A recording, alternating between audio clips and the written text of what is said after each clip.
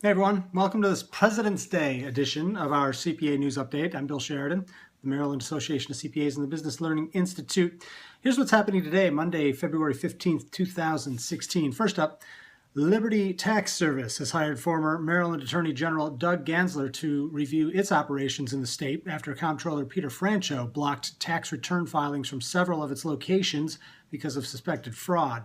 Gansler, who also ran for the Democratic nomination for governor in 2014, has been involved for roughly 2 weeks. The tax chain enlisted the former Attorney General before Franchot announced he was blocking tax returns from a second set of Liberty franchises. Read more at bizjournals.com/Baltimore. Premiums for employer-provided health insurance will increase around 5% each year over the next decade. That's according to the Congressional Budget Office.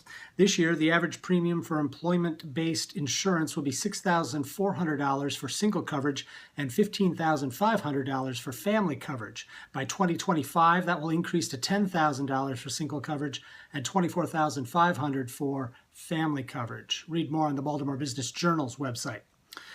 Kevin Brady, the recently appointed chairman of the U.S. House Ways and Means Committee, described some of his tax reform priorities in a speech on Friday. Brady said the tax code must be simpler, fairer, and flatter. He also believes tax reform must close loopholes, eliminate special rules, and limit the deductions, exclusions, and credits that riddle the tax code today in order to lower rates for everybody. Read more about that at accountingtoday.com. Last week, Jerry Beard, who chairs the MACPA's State Tax Committee, testified before the Maryland Senate's Budget and Tax Committee in support of Senate Bill 288, which would align Maryland's due date for C corporation returns with the new federal due date for those same returns. Read more about that on our blog, cpasuccess.com.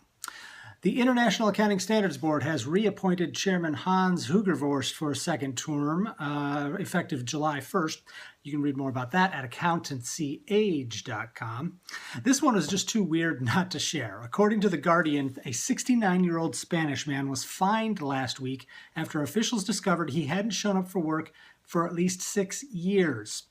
Ironically, the civil servant was discovered only when the deputy mayor attempted to give him an award for 20 years of loyal and dedicated service.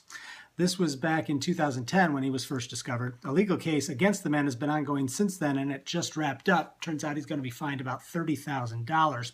The investigation found that the man hadn't been going to his office for at least 6 years, possibly as long as 14 years, and had done absolutely no work whatsoever between 2007 and 2010. That's good work if you can get it, I guess. Finally, futurist Daniel Burris says, predicting the future is a relatively simple task if we focus on hard trends. Those are the things that we know will happen. One such trend that he likes to cite is the fact that we currently have 4G wireless and eventually we'll have 5G. Well, that day may be coming sooner rather than later. AT&T is planning to field test its 5G network in Austin, Texas before the end of this year. Last year, Verizon said it planned to start rolling out 5G by 2017.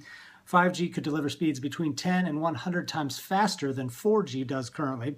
Now comes the important part, figuring out what those faster speeds will mean for our businesses and our careers. Read more about that at cnnmoney.com. And if you want to learn more about identifying future trends and taking advantage of them before they arrive, check out our award-winning anticipatory organization Accounting and Finance Edition.